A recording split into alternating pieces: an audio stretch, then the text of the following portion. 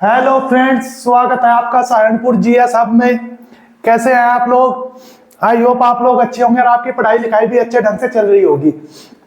पिछली क्लास के अंतर्गत हमने दक्षिण एशिया तथा दक्षिण पूर्वी एशिया के बारे में अध्ययन किया था और हमने पढ़ा था आसियान में 10 देश स्थित है उनके बारे में, और जो दक्षिण एशिया में 8 देश स्थित है उनके बारे में। उन सारी चीजों के ऊपर हमने क्या अध्ययन किया था, देखा था, और उन्हीं फैक्ट के ऊपर हमने बात की थी जो एग्जाम की दृष्टि से महत्वपूर्ण है।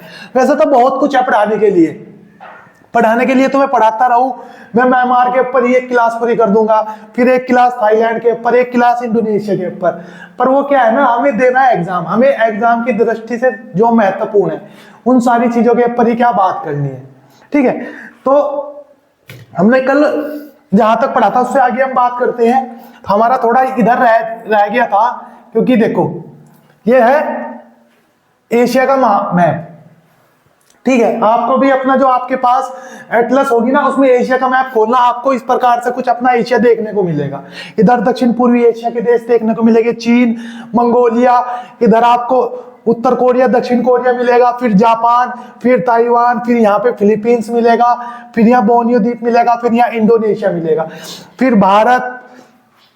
ठीक है, फिर भारत, इंडिया, यहाँ पे आपको श्रीलंका देखने को मिलेगा, यहाँ पे मालदीव, भारत के ऊपर पाकिस्तान, फिर अफगानिस्तान, फिर Tajikistan, Kyrgyzstan, Uzbekistan, Kazakhstan, Turkmenistan, और फिर आपको ईरान देखने को मिलेगा। ईरान के बाद इराक, फिर जॉर्डन के बाद सऊदी अरब, इजराइल, यमन, ओमान, संयुक्त अरब अमीरात यूएई, फिर मिलेगा कुवैत, बहरीन और तुम्हारा कतर।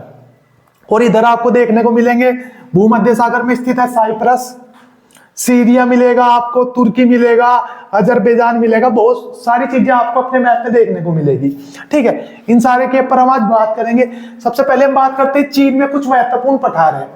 जैसे कि आपको पता है चीन में एक पठार है जिसका नाम है तिब्बत का पठार। यहाँ पे भारत के उत्तरी भाग में और चीन के दक्षिणी भाग में यहाँ पे एक पठार है। कौन सा?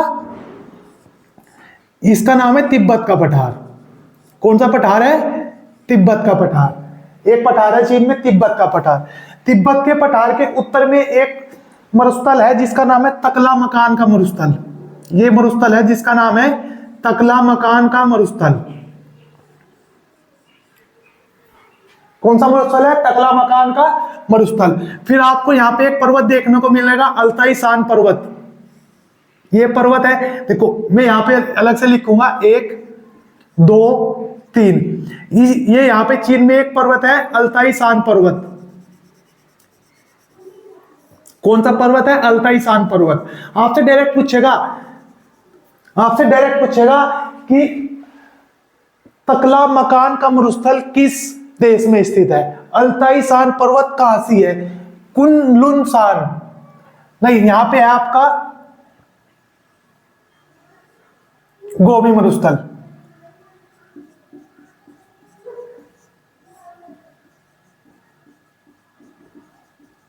ये कौन सा मरुस्थल है? ये गोबी मरुस्थल है।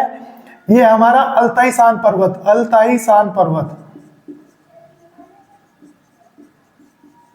ये हमारा तकला मकान का मरुस्थल, तकला मकान का मरुस्थल। ये हमारा तिब्बत का पठार। कौन सा पठार? तिब्बत का पठार। ये सारी की सारी लोकेशन कहां पे आपको देखने को मिलेगी? ये सारी की सारी लोकेशन देखने को मिलेगी आपको चीन में। कहां पर है? डायरेक्ट पूछा हुआ है कि तकला मकान का मरुस्थल कहां पर है? चीन में। तिब्बत का पठार भारत, वैसे तो तिब्बत देश में, लेकिन तिब्बत के ऊपर कौन अधिकार मानता है? चीन मानता है। तो तिब्बत का पठार भी कहां से है? यहीं पे ही है। तिब्बत के पठार के उत्तर में यहीं पे ही है पामीर का पठार।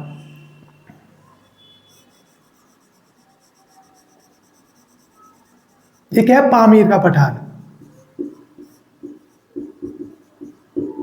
कौन सा पठार? पामीर का पठार।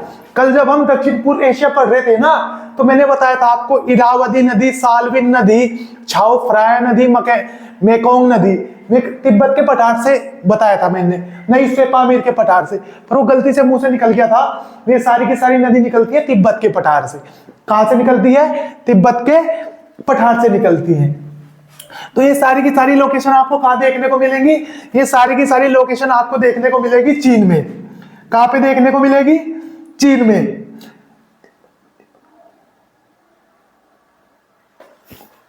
देखो सबसे पहले हम बात करते हैं तिब्बत के पठार के बारे में। तिब्बत का पठार, पहाड़, पर्वत, पहाड़ी, पठार और मैदान मैंने आपको सारे समझा दिए थे कि किसे पहाड़ कहेंगे, किसे पर्वत कहेंगे, किसे मैदान कहेंगे, किसे पठार कहेंगे। पठार किसे कहते हैं? भूमि के समानांतर ऊपर उठे हुए उबड़ खाबड़ भाग को। सपोज करो ये क्या भूमि है, इसके समानांतर ऊपर उठे हुए भाग क्या है? ऊपर से उबड़ खाबड़ है इस प्रकार से, उसे क्या कहते हैं? पठार कहते हैं। भूमि से 200 मीटर, धरातल से धरातल के समानांतर, किसके? धरातल के समानांतर 200 मीटर ऊपर उठी हुई संरचना जो क्या होगी? ऊपर से उबड़ खाबड़ होती है, उसे क्या कहते हैं? पठार कहते हैं। और ऐसा ही एक पठार है तिब्बत का पठार। कौन सा पठार है? तिब्बत का पठार। कौन सा पठार है? तिब्बत का पठार। तिब्बत का पठार क्या है? विश्व का सबसे ऊंचा पठार है। विश्व का यानी कि वर्ल्ड का हाईएस्ट पठार कौन सा है? प्लेटू। हाईएस्ट प्लेटू है हमारा तिब्बत। यानी कि इसके बारे में आपको क्या ध्यान रखना? विश्व का सबसे ऊंचा पठार। तो विश्व का सबसे हाईएस्ट पठार कौन सा है? यानी कि हाईएस्ट प्लेटू कौन सा है? तो विश्व का सबसे हाईएस्ट प्लेटू है हमारा तिब्बत का पठार। तिब्बत के पठार को ही क्या कहते हैं? विश्व की छत। विश्व की छत कहा जाता है। क्या कहा जाता है? विश्व की छत। जैसे आप इस ऊपर से देखोगे ना, मतलब कि अपने हेलीकॉप्टर से इसे आपको देखोगे, तो आप जैसे देखोगे ना इस पठार को, तो आपको देखने को मिलेगी जैसे अपने घर के ऊपर छत होती है ना, इस प्रकार से भूमि के ऊपर भी कोई ऐसी एक छत है और सबसे ऊंची है, तो इसीलिए कहते हैं इसे विश्व की छत कहते हैं। किसे? तिब्बत के पठार को। और विश्व का सबसे ऊंचा पठार तिब्बत का पठार है। कौन सा पठार है? तिब्बत का पठार है। उसके बाद आता है हमारा तकला मकान का मरुस्थल। ये नंबर 1 हो गया। नंबर 2 तकला मकान का मरुस्थल।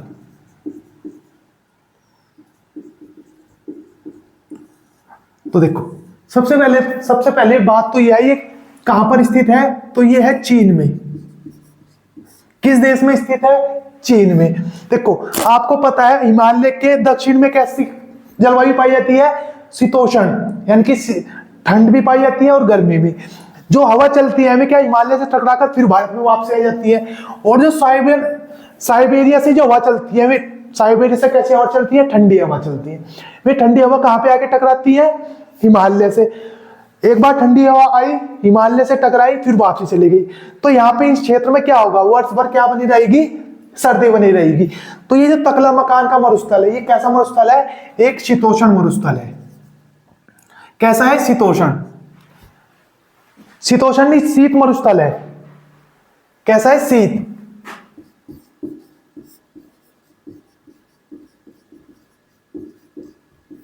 तो तकला मकान का मरुस्थल किस पूछेगा कि तकला मकान का मरुस्थल किसका उदाहरण है? तो ये किसका उदाहरण है? शीत, यानी कि ठंडा मरुस्थल है, जो कहां पर है?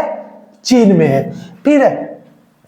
फिर तीसरा आपसे अल्ताई शान पर्वत के बारे में इतना ही पूछता है कि अल्ताई शान पर्वत कहां पर स्थित है? तो अल्ताई शान पर्वत हमारा चीन में स्थित है। तीसरा बनता है इसमें गोबी मरुस्थल के बारे में।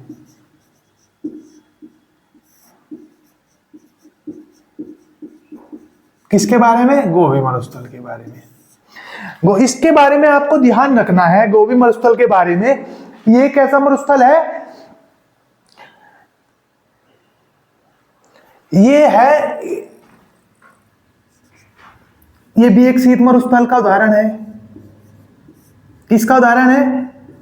शीत मरुस्थल का उदाहरण है। पहला टॉपिक। दूसरा पॉइंट इसमें बनता है, एशिया का सबसे बड़ा मरुस्थल कौन सा है? एशिया का सबसे बड़ा मरुस्थल है गोबी मरुस्थल। एशिया का सबसे बड़ा मरुस्थल।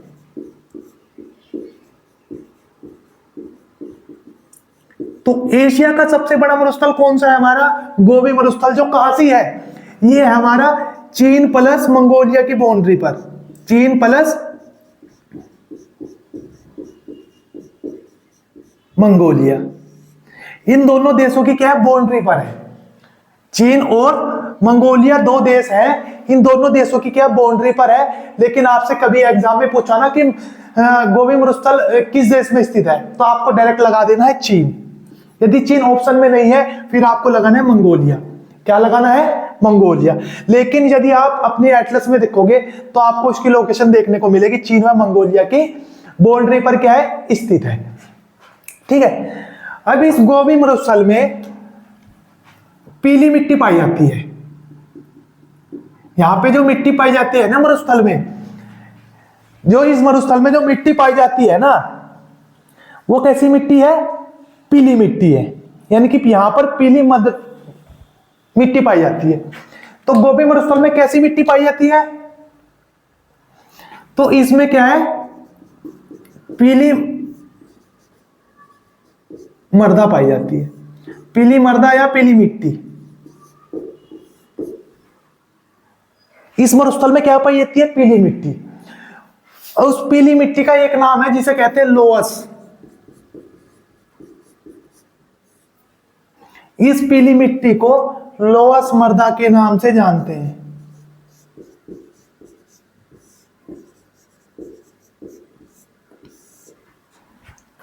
जो इस गोबी मरुस्थल में जो पीली मिट्टी पाई जाती है ना, उसको अंतरराष्ट्रीय स्तर पर या इंटरनेशनल स्तर पर उसको कहते हैं लोअस। पूछ लिया कि किस मरुस्थल में लोअस मृदा पाई जाती है, तो किस मरुस्थल में पाई जाती है? गोबी मरुस्थल में। और लोअस मृदा कैसी होती है? पीली होती है। अभी बताऊंगा कि ये लोअस मृदा मैं आपको क्यों पढ़ा रहा हूं। ये लोअस मृदा मैंने आपको क्यों पढ़ाई, क्योंकि इसके पीछे भी रीजन है पढ़ाने के लिए। इसके पीछे भी हमारा क्या है? एक रीजन है, क्योंकि यहां से एक बहुत अच्छा क्वेश्चन बनता है।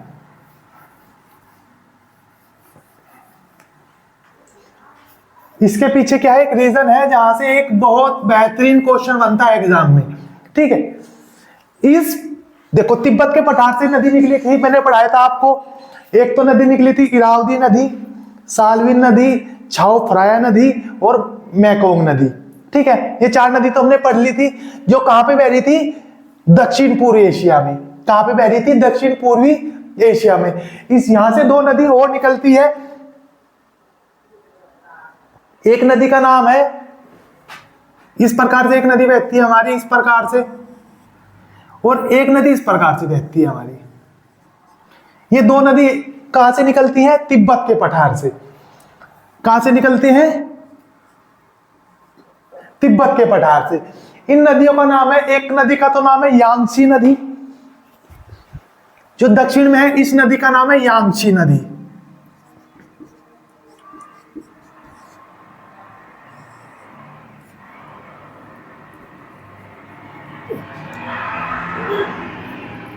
इस नदी का नाम है यांगसी नदी।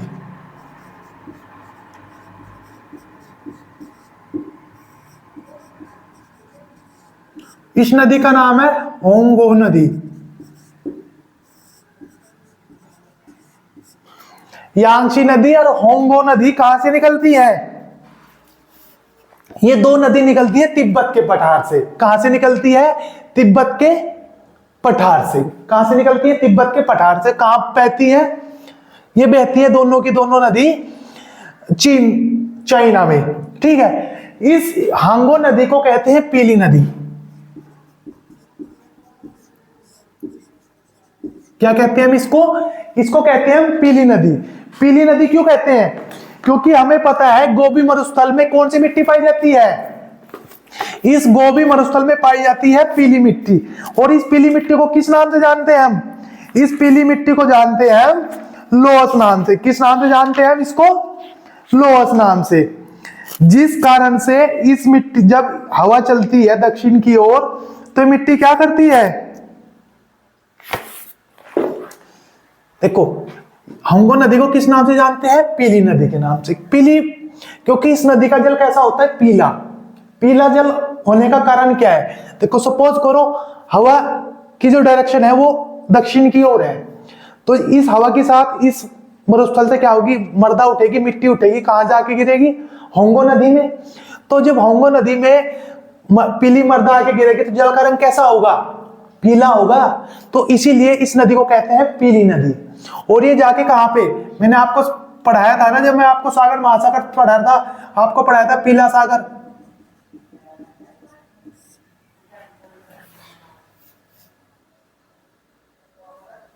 पूरी चीन सागर के उत्तर में बताया था पीला सागर। वो पीला सागर होता क्यों है, क्योंकि होंगो नदी का जब पीला जल इस खाड़ी में यहाँ पे गिरता है ना के, तो इस सागर का रंग कैसा हो जाता है, पीला। इसलिए इसे कहते हैं पीला सागर।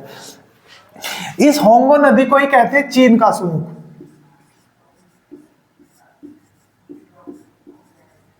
चीन का सूंप, चीन का सूंप क्यों, क्योंकि इस होंगो नदी के कारण ही, इस नदी के कारण ही चीन में क्या है, बाढ़ जैसी संभावना उत्पन्न होती है। चीन में क्या होती है, बाढ़ की सिचुएशन उत्पन्न होती है, इसलिए से कहते हैं चीन का सौंप। होंगो नदी या पीली नदी को ही कहते हैं चीन का सौंप। फिर दूसरी नदी है हमारी यांगची नदी। कौन सी नदी, यांगची नदी। यांगची नदी कहां से निकलती है, तिब्बत के पठार से। कहां से निकलती है, तिब्बत के पठार से। और पूर्वी चीन सागर, पूर्वी चीन सागर में क्या करती है, अपना जल कहां पे अपना जल डालती है, तो यांगची नदी पूर्वी चीन सागर में अपना जल डालती है। कहां पर अपना जल डालती है, पूर्वी चीन सागर में अपना जल डालती है। कौन सी नदी, इस नदी का नाम है यांगची नदी। ठीक है, ध्यान रखना यांगची नदी के बारे में, आपको ध्यान रखना है ये एशिया की सबसे लंबी नदी है। कभी आपसे पूछ लिया ना एशिया की सबसे लंबी नदी, यहां पे लिखता हूं, इंपोर्टेंट है, यहां से क्वेश्चन बनता है, ध्यान रखना। कभी आपसे पूछ लिया एशिया की सबसे लंबी नदी, एशिया की सबसे लंबी नदी, एक क्वेश्चन तो ये पूछता है एशिया की सबसे लंबी नदी, दूसरा पूछता है एशिया की सबसे बड़ी नदी। एशिया की सबसे बड़ी नदी, तो कभी आपसे पूछ लिया एशिया की सबसे लंबी नदी, तो आपको ध्यान रखना है यांगची नदी।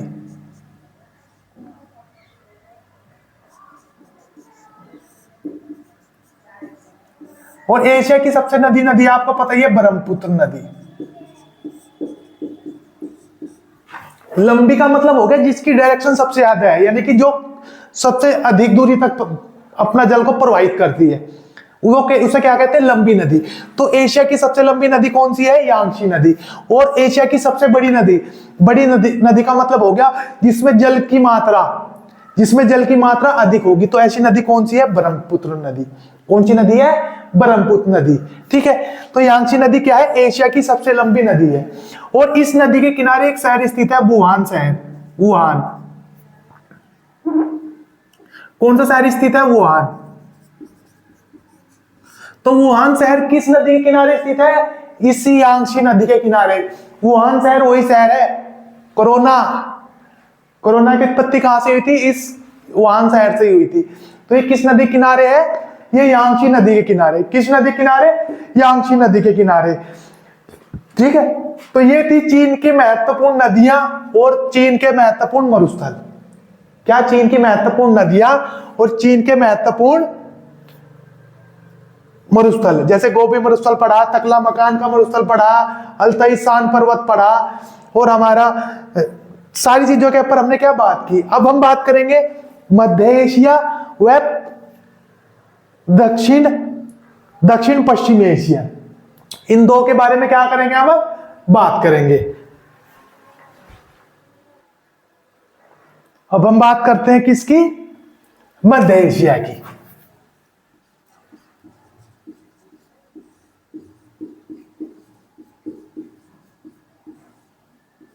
किसकी बात करते हैं, मध्य एशिया की। मध्य एशिया के अंतर्गत हम पढ़ेंगे 5 देशों को। किसे, 5 देशों को। देखो वे 5 देश है कौन कौन से, एक तो है कजाकिस्तान। कौन सा स्थान, एक देश है हमारा कजाकिस्तान। एक देश है कजाकिस्तान। दूसरा देश पढ़ेंगे हम उज्बेकिस्तान। दूसरा देश कौन सा पढ़ेंगे हम, दूसरा देश पढ़ेंगे हम उज्बेकिस्तान।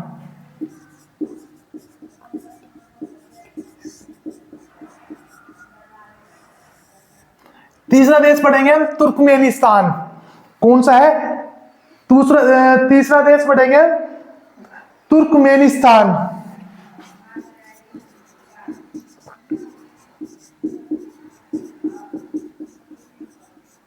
तुर्कमेनिस्तान। चौथा देश इसमें ही है तुजाकिस्तान।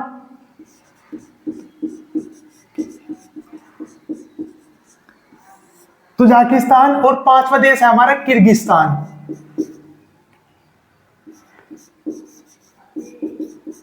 किर्गिस्तान।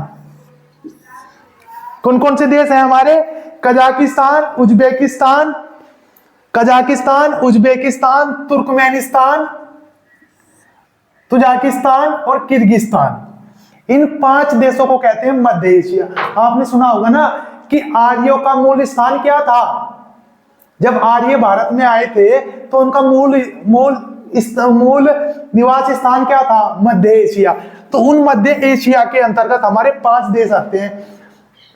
एक देश का नाम है कजाकिस्तान, दूसरा देश है उज्बेकिस्तान, तुर्कमेनिस्तान, तुजाकिस्तान, किर्गिस्तान। कौन कौन से देश हैं, देखो इन्हें 2-4 बार आप जब अपने मुंह से रिकॉल करोगे ना तो आपको याद हो जाएंगे।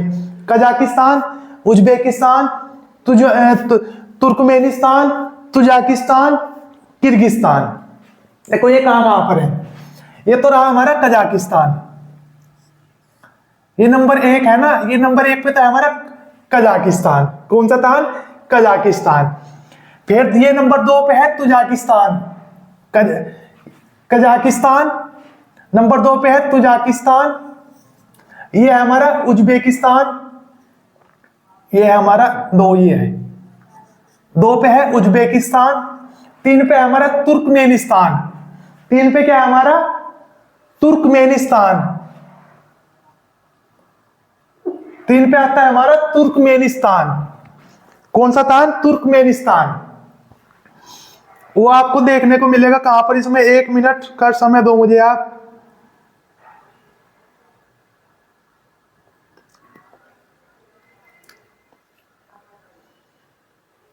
ये रहा हमारा किर्गिस्तान। किर्गिस्तान कहां पे, 5 नंबर पे। ये हमारा किर्गिस्तान। और हमारा कजाकिस्तान, ये कजाकिस्तान हो गया हमारा। ये उज्बेकिस्तान हो गया, ये उज्बेकिस्तान हो गया हमारा। ये किर्गिस्तान और ये हमारा तुजाकिस्तान। ये रहा हमारा तुजाकिस्तान और ये हमारा तुर्कमेनिस्तान। देखो कजाकिस्तान, उज्बेकिस्तान, तुर्कमेनिस्तान, ये हमारा किर्गिस्तान और ये हमारा तुजाकिस्तान। ठीक है, आपको कंफ्यूजन होगा इनके नाम में, कजाकिस्तान, उज्बेकिस्तान, तुर्कमेनिस्तान, तुजाकिस्तान और किर्गिस्तान। देखो 2 तो है कैसे, 2 है तैसे, 1 है उज्बेकिस्तान। ठीक है, इन 5 देशों को ही कहते हैं हम मध्य एशिया के देश। क्या कहते हैं इनको, मध्य एशिया के देश। ठीक है, ये हमारा इधर ये हो गए देश रूस और ये हो गया हमारा यहां पे अजरबैजान और ये हमारा ईरान।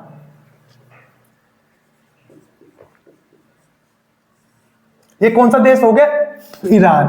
ये हो गया हमारा कजाकिस्तान।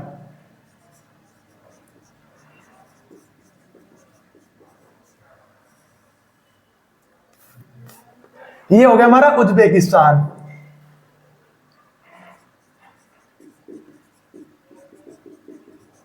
उज्बेकिस्तान।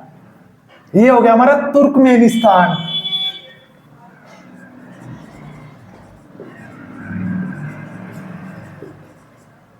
कौन सा था? तुर्कमेनिस्तान। ये हो गया हमारा 5 नंबर पे है किर्गिस्तान।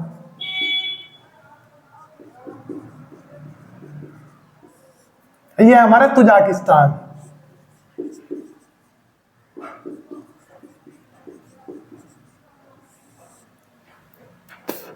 ठीक है, तो इन 5 देशों को क्या कहते हैं? मध्य एशिया के देश। तो मध्य एशिया के देश में कोई ना कोई देश एक ऐसा होगा जो सबसे बड़ा होगा, और कोई ना कोई एक देश ऐसा होगा जो सबसे छोटा होगा।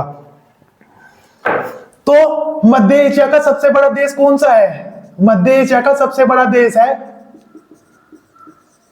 कजाकिस्तान। तो मध्य एशिया का सबसे बड़ा देश कजाकिस्तान, और मध्य एशिया का सबसे छोटा देश है तुजाकिस्तान।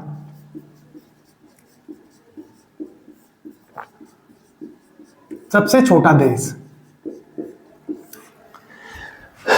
आपसे पूछा हुआ क्वेश्चन है, मध्य एशिया का सबसे बड़ा देश कजाकिस्तान, मध्य एशिया का सबसे छोटा देश तुजाकिस्तान। कजाकिस्तान, तुजाकिस्तान, कौन कौन सा? कजाकिस्तान, तुजाकिस्तान क्या है? सबसे बड़े और छोटे देश हैं। ठीक है, इस कजाकिस्तान में यहां पे एक झील है। क्या है? यहां पे एक झील है जो एग्जाम में पूछी जाती है बहुत। यहां पे झील है बालकस झील। वालकस या वालकस झील। तो हमारी वालकस झील कहां पर है? तो वालकस झील है हमारी कजाकिस्तान में। कहां पर है हमारी? बालखस। बालखस है ये, बालकस नहीं, बालखस।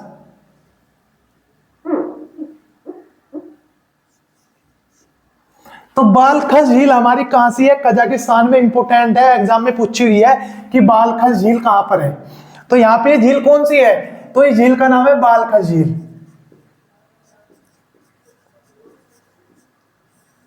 तो बालखस झील कहां सी है हमारी? मध्य एशिया के सबसे बड़ा देश कजाकिस्तान, वहीं पे स्थित है हमारी बालखस झील। कहां सी है? कजाकिस्तान में है। कहां पर है हमारी? ये खारे पानी की झील है। कैसी झील है? खारे पानी की झील है। ठीक है, और कजाकिस्तान और तुर्कमेनिस्तान, कहां से? कजाकिस्तान और तुर्कमेनिस्तान, कौन कौन से देश? कजाकिस्तान और उज्बेकिस्तान। कजाकिस्तान और उज्बेकिस्तान। देखो यहां पे नहीं, यहां पे देखो, यहां पे एक झील यहां पर है हमारी इस प्रकार से, या कजाकिस्तान और उज्बेकिस्तान।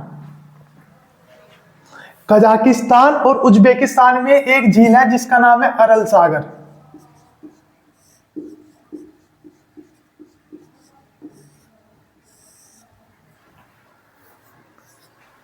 तो अरल सागर झील, देखो नाम सागर है, लेकिन क्या है? एक झील है। झील की डेफिनेशन आपको पता ही है, जल का वह भाग जो चारों ओर किससे घिरा होगा? स्थल से घिरा होगा, उसे क्या कहेंगे हम? झील कहेंगे। तो देखो ये क्या है? अरल सागर है, नाम सागर है, लेकिन चारों तरफ किससे घिरा हुआ है? भूमि से घिरा हुआ है, तो इसे क्या कहेंगे हम? झील। तो इस झील का नाम है अरल सागर। इस झील का नाम क्या है हमारा? अरल सागर। तो अरल सागर झील हमारी कहां पर है? तो अरल सागर झील हमारी कहां सी है? कजाकिस्तान और उज्बेकिस्तान। ये क्यों ध्यान रखना? क्योंकि ये झील अब सूख चुकी है।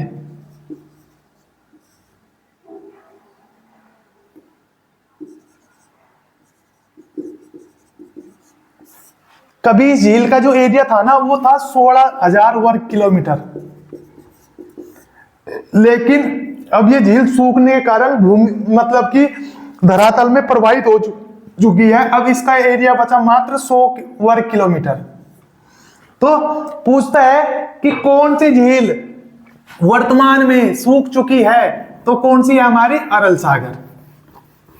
कौन सी है हमारी? अरल सागर। और आपको पता है बाबर कहां से आया था? बाबर आया कहां से था? तो बाबर यहीं से तो आया था, उज्बेकिस्तान से। उज्बेक जनजाति का था बाबर, उज्बेकिस्तान से आया था। तो बाबर यहीं से आया था, मध्य एशिया से। आप पढ़ोगे ना, जब आप मुगल काल पढ़ोगे कि भारत में जो मुगलों ने आक्रमण किया था, मुगल आए कहां से थे? मध्य एशिया से। तो मध्य एशिया के अंतर्गत आता है हमारा उज्बेकिस्तान। आपको क्या करना है, आपके लिए एक होमवर्क है, आप करोगे पांचों मध्य एशिया के देशों की कैपिटल, आप खुद नेट से सर्च करोगे और खुद आप इनके सामने आप क्या करोगे, लिख दोगे। कजाकिस्तान की कैपिटल क्या है, उज्बेकिस्तान की कैपिटल क्या है, तुर्कमेनिस्तान की कैपिटल क्या है, तुजाकिस्तान की कैपिटल क्या है, किर्गिस्तान की कैपिटल क्या है। इसे क्या करना है आपको, स्वयं ही करना है क्या, कि कौन सी कैपिटल कहां पर है। ठीक है, तो कजाकिस्तान में है बालका झील, जो क्या है, मध्य एशिया का सबसे बड़ा देश है। कजाकिस्तान और उज्बेकिस्तान में स्थित हमारा अरल सागर। तुजाकिस्तान क्या है, मध्य एशिया का सबसे छोटा देश कौन सा है, हमारा तुजाकिस्तान। ठीक है, अब इससे आगे बढ़ते हैं।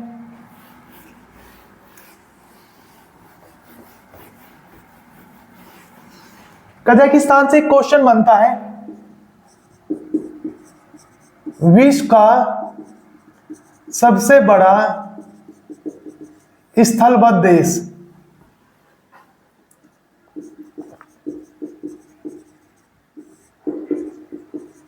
यह से कहते हैं लैंड लॉक कंट्री।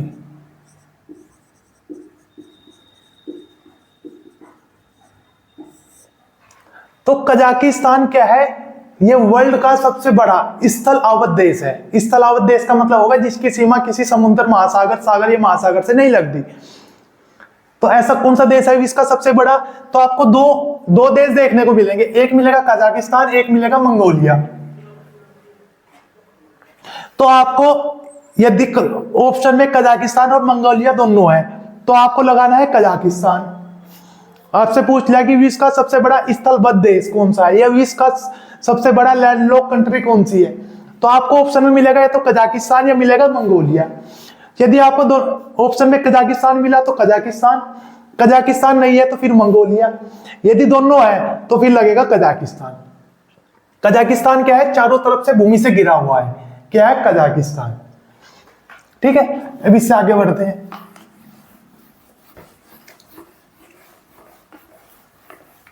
देखो, यहीं पर ही एक सागर, एक झील है जिसका नाम है कैस्पियन सागर। ये आपको यहां पे देखने को मिलेगी।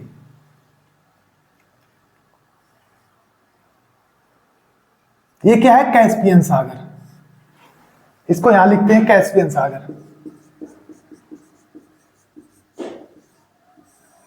कौन सा सागर, कैस्पियन सागर। अब इसके नाम में सागर लगा हुआ, तो इसका मतलब ये नहीं हुआ कि सागर है, सागर या महासागर है। क्योंकि सागर महासागर किसे कहेंगे, जो क्या होगा, चारों तरफ से जल ही जल होगा। और इसके चारों तरफ क्या है, चारों तरफ क्या है, बाउंड्री है किसी न किसी कंट्री के। देखो, इधर हमारा रूस, कजाकिस्तान, तुर्कमेनिस्तान, ईरान, अजरबैजान, ये चारों तरफ किससे घिरी हुई है, ये सागर, कैस्पियन सागर घिरा है चारों तरफ भूमि से।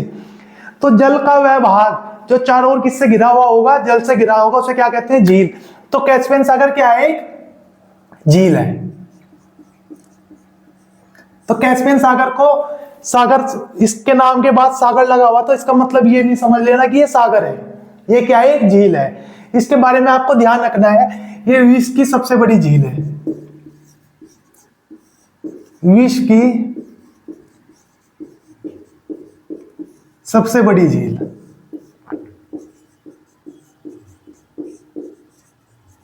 तो विश्व की सबसे बड़ी झील कौन सी है हमारी, कैस्पियन सागर।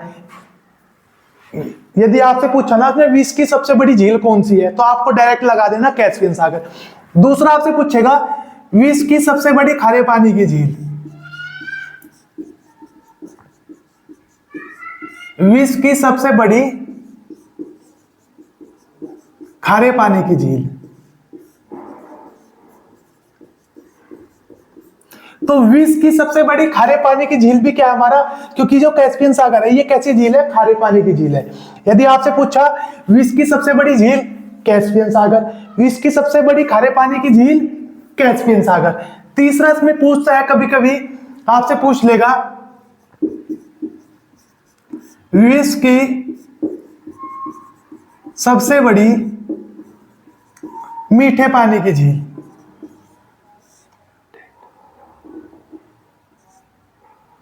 मीठे पानी की झील।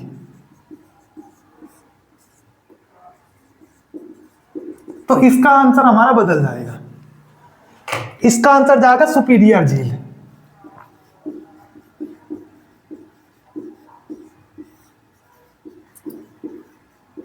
इसका आंसर क्या जाएगा हमारा, सुपीरियर झील। देखो 4 क्वेश्चन बनते हैं यहां से। विश्व की सबसे बड़ी झील कैस्पियन झील, विश्व की सबसे बड़ी खारे पानी की झील कैस्पियन झील, विश्व की सबसे बड़ी मीठे पानी की झील पूछ ली ना कभी, तो फिर आपको लगा देना सुपीरियर झील, जो कहां से है, यूएसए में। और कैस्पियन सागर कहां से है, ये एशिया के मध्य में स्थित है। ठीक है, अब यहां से जो क्वेश्चन बनता है वो पूछता है कि कैस्पियन सागर से कितने देश अपनी बाउंड्री लगाते हैं, कैस्पियन सागर से कितने देश अपनी बाउंड्री लगाते हैं। देखो तो कैस्पियन सागर से कौन कौन से देश अपनी बाउंड्री लगा रहे हैं, एक तो होगा रूस, यदि हम घड़ी के क्लॉकवाइज दिशा में घूमे तो रूस, कजाकिस्तान, तुर्कमेनिस्तान, इराक और Azerbaijan.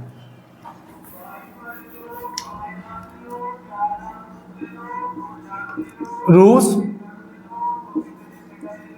Kazakhstan, Kazakhstan, Turkmenistan, Turkmenistan, हमारा ईरान, क्या ईरान, अजरबैजान, अजरबैजान, ये क्या है, अजरबैजान। ये 5 देश अपनी सीमा किससे साझा करते हैं, ये 5 देश अपनी सीमा साझा करते हैं किससे, कैस्पियन सागर से। ये 5 देश अपनी सीमा साझा किससे करते हैं, रूस, कजाकिस्तान, तुर्कमेनिस्तान, ईरान और अजरबैजान। ये 5 देश अपनी सीमा साझा करते हैं कैस्पियन सागर से। क्वेश्चन पूछा हुआ, इंपोर्टेंट क्वेश्चन है, आने वाले किसी भी एग्जाम में आपको कोई ना कोई शिफ्ट में देखने को मिलेगा कि कैस्पियन सागर से सीमा लगाने वाले देशों कौन कौन से हैं, या निम्नलिखित में से कौन सा देश कैस्पियन सागर से अपनी सीमा नहीं साझा करता। तो कितने देश साझा करते हैं, 5। कौन कौन से, रूस, कजाकिस्तान, तुर्कमेनिस्तान, ईरान और अजरबैजान। देखो ईरान की राजधानी है तेहरान, क्या नाम है, तेहरान। रूस की राजधानी है मॉस्को, अजरबैजान की राजधानी है बाकू, अजरबैजान की राजधानी है बाकू। यहां से एक बार एक एग्जाम में क्वेश्चन पूछा था कि किस देश की राजधानी कैस्पियन सागर के तट पर स्थित है, किस देश की राजधानी या कौन सी राजधानी कैस्पियन सागर के तट पर स्थित है। तो आपको ध्यान रखना है, अजरबैजान की राजधानी बाकू, जो कहां से स्थित है, कैस्पियन सागर, कैस्पियन सागर के तट पर स्थित है।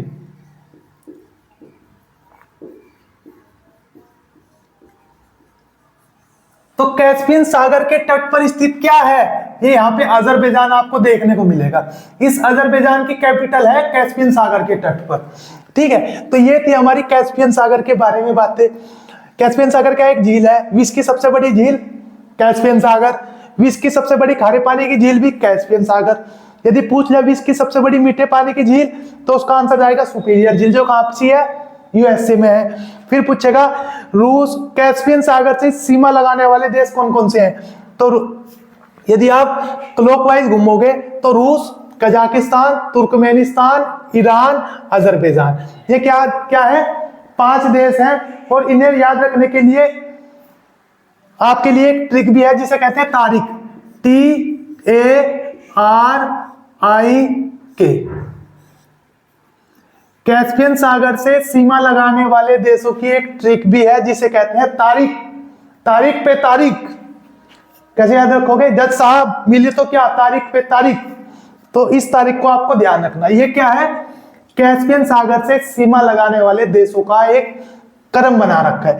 टी से बनता है तुर्कमेनिस्तान, टी से बनता है तुर्कमेनिस्तान, ए से बनता है अजरबैजान, यहाँ पे है आपका तुर्कमेनिस्तान, अजरबैजान। आर से बनता है रूस, ये रहा आपका रूस। आई से बनता है ईरान, ये रहा आपका ईरान। और के से बनता है कजाकिस्तान, के से बनता है क्या है, कजाकिस्तान। तुर्कमेनिस्तान, अजरबैजान, रूस, ईरान, कजाकिस्तान, ये क्या है, कैस्पियन सागर से सीमा लगाने वाले देशों का क्या है, एक क्रम है। ठीक है, आपकी समझ में आया होगा ना कौन कौन से देश कैस्पियन सागर से अपनी सीमा साझा करते हैं।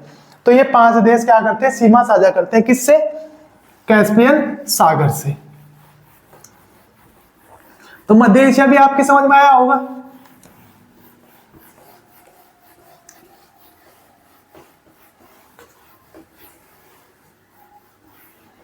देखो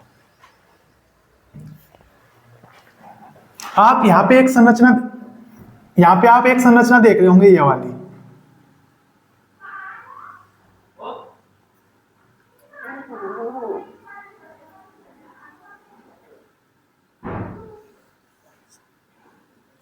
ये आप एक संरचना देख रहे होंगे, ये वाली, इस प्रकार से।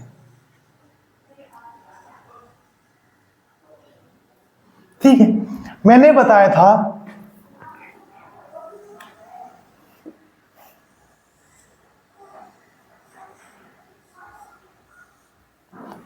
इधर क्या है हमारा, लाल सागर,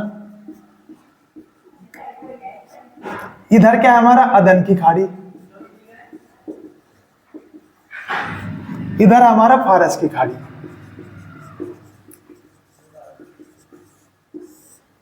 ठीक है, तो मैंने आपको बताया था स्थल का वह भाग या भूमि का वह भाग जो क्या होगा, 3 ओर जल से घिरा हुआ होगा। स्थल का वह भाग जो 3 ओर जल से घिरा हुआ होगा। देखो इधर लाल सागर, अदन की खाड़ी और फारस की खाड़ी, इधर क्या है, भूमि। तो भूमि का या इस भूमि का या स्थल का वह भाग जो 3 ओर किससे घिरा हुआ होगा, जल से घिरा होगा, उसे कहते हैं प्रायद्वीप। उसे क्या कहते हैं, प्रायद्वीप। और ये क्या है, इसका नाम प्रायद्वीप है, तो इसका नाम है अरब का प्रायद्वीप।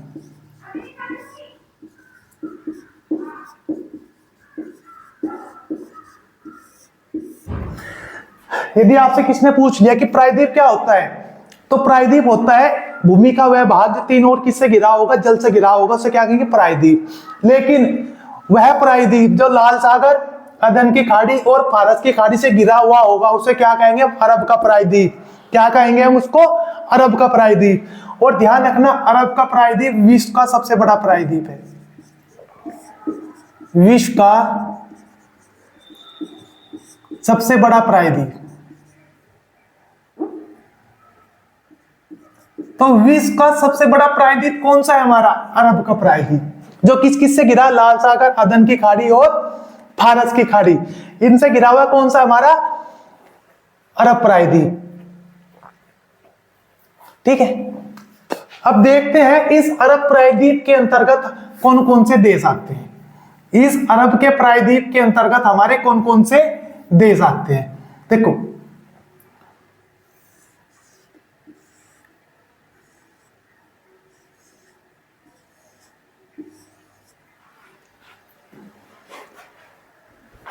इस अरब के प्रायद्वीप के अंतर्गत आप पढ़ोगे, यहां पे आप हेडिंग डालना अरब का प्रायद्वीप, का प्रायद्वीप। इसके अंतर्गत आते हैं हमारे सऊदी अरब,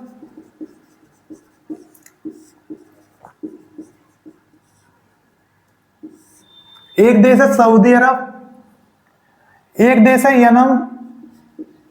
कौन सा देश है, यमन, यमन नहीं, यमन। यहां पे है ओमान, ये आपका यूएई, यूनाइटेड अरब अमीरात।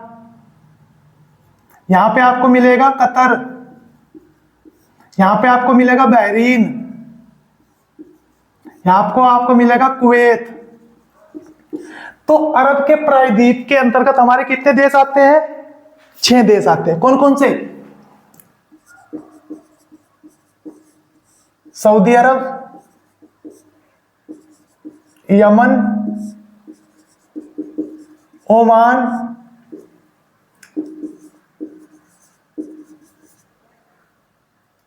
चौथा है हमारा यूएई, पांचवा है हमारा कुवैत, छठा है हमारा बहरीन, सातवां है हमारा कतर। ये किसके अंतर्गत आते हैं? ये आते हैं हमारे अरब प्रायद्वीप के अंतर्गत। कितने देश आते हैं? 7 देश आते हैं। यही क्वेश्चन पूछा था अभी जो आरओ और रो का जो एग्जाम हुआ था ना 2024 में 11 फरवरी को, उसमें पूछा हुआ था कि निम्नलिखित में से कौन सा देश अरब के प्रायद्वीप के अंतर्गत नहीं आता। उसमें दिया हुआ था सऊदी अरब था, ईरान, कुवैत और यूएई। इस प्रकार से आपके एग्जाम में क्वेश्चन आया हुआ था। इस प्रकार आपके एग्जाम में क्वेश्चन आया हुआ था कि कौन से प्रायद्वीप के अंतर्गत आप अरब के निम्नलिखित में से कौन सा देश अरब के प्रायद्वीप के अंतर्गत नहीं आता है। तो बताओ कौन सा नहीं आता? तो हमारा ईरान हमारा किसके अंतर्गत नहीं आता? तो ईरान हमारा अरब प्रायद्वीप के अंतर्गत नहीं आता है।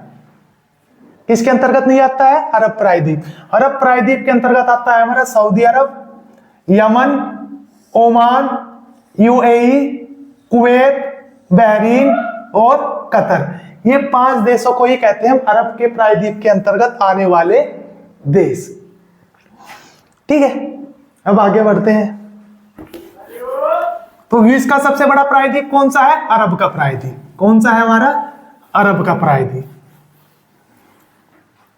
देखो यहां पे हमारा फारस की खाड़ी, हेडिंग डाल लो फारस की खाड़ी।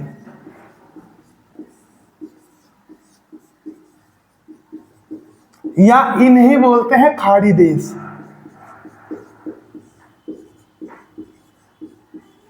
क्या बोलते हैं इनको? फारस की खाड़ी से लगे हुए देश या खाड़ी देश। तो इसके अंतर्गत कौन कौन से देश आएंगे हमारे? इसके अंतर्गत आते हैं, हमें आपको दिख रहा होगा आपके मैप में,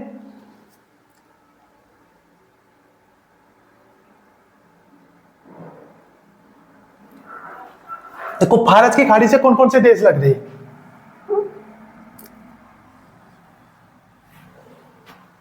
क्योंकि फारस की खाड़ी तो उत्तर में है ना। देखो एक तो लगा हुआ है यूएई, दूसरा आपको ध्यान रखना सऊदी अरब,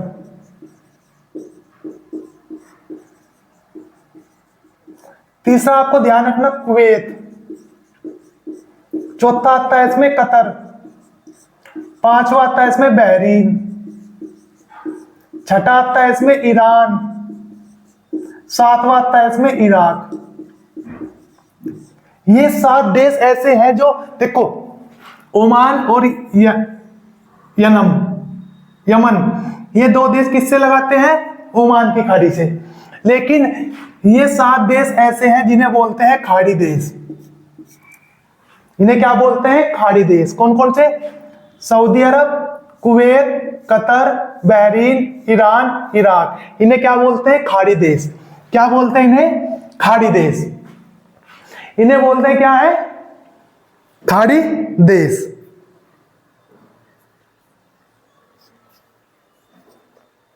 ठीक है, अब आगे बढ़ते हैं। इसमें हम पढ़ेंगे ईरान के बारे में।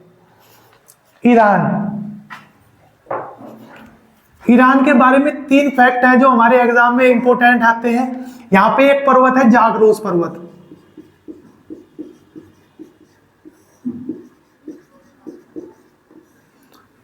कौन सा पर्वत? जागरोस पर्वत है। यहां पे एक तो हमारा एक है दस्त ए काबरी और दस्त ए लूट, और 2 मरुस्थल है दस्त ए काबरी, दस्त ए काबिर और दस्त ए लूट। ये 2 मरुस्थल है ईरान में। पूछेगा कि दस्त ए काबिर, दस्त ए लूट मरुस्थल कहां पाए जाते हैं?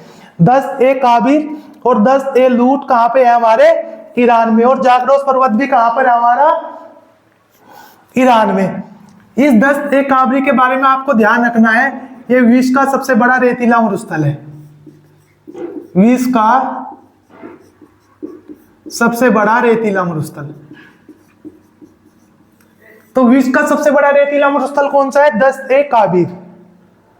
दस्त ए काबिर क्या है? विश्व का सबसे बड़ा रेतीला मरुस्थल है, ठीक है। तो दस्त ए काबिर और दस्त ए लूट और जागरोस पर्वत कहां से है? हमारे ईरान में। और ईरान की राजधानी आपको मैंने बताई थी तेहरान,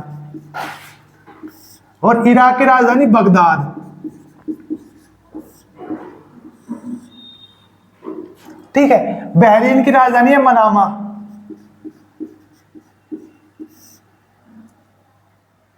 कतर की राजधानी है दोहा, कुवैत की राजधानी है कुवैत सिटी, और सऊदी अरब की राजधानी है रियाद। सऊदी अरब की कैपिटल है रियाद, कुवैत की है कुवैत सिटी, कतर की है दोहा, बहरीन की राजधानी है मनामा, ईरान की तेहरान और इराक की बगदाद। इराक के बारे में आपको ध्यान रखना, यहाँ पे एक पर्वत है जागरोस पर्वत, यहाँ पे एक मरुस्थल है दस्त ए काबिर और दस्त ए लूट। तो ये क्या है? दो मरुस्थल है और एक पर्वत है। इस जागरोस पर्वत की एक चोटी है जिसे कहते हैं देवबंद। एक बार पूछा था जागरोस पर्वत की सबसे ऊंची चोटी देवबंद चोटी किसकी है? जागरोस पर्वत की। और दस्त ए काबिर क्या है? विश्व का सबसे बड़ा रेतीला मरुस्थल। दस्त ए लूट क्या है? एक मरुस्थल है, कैसा? रेतीला, ये भी एक रेतीला मरुस्थल है, ठीक है। इससे आगे बढ़ते हैं हम।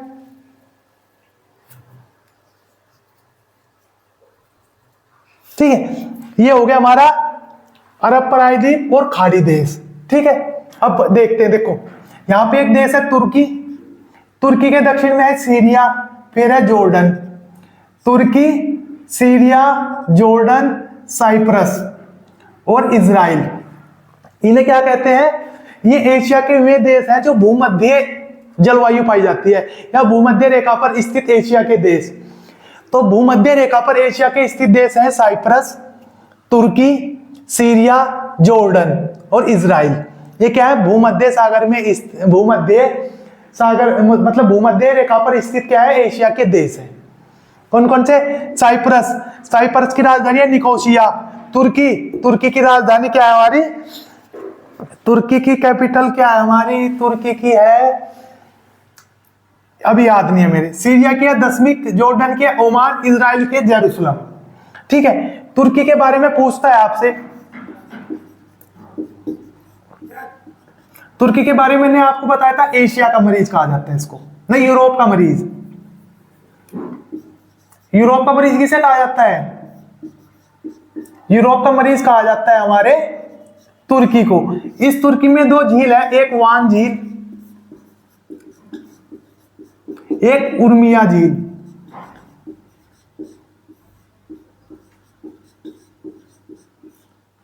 तो वान झील कहां से? हमारी तुर्की में, और उर्मिया झील भी हमारी कहां से है? तुर्की में। यहीं पे एक पठार भी है, अनातोलिया का पठार, अनातोलिया का पठार,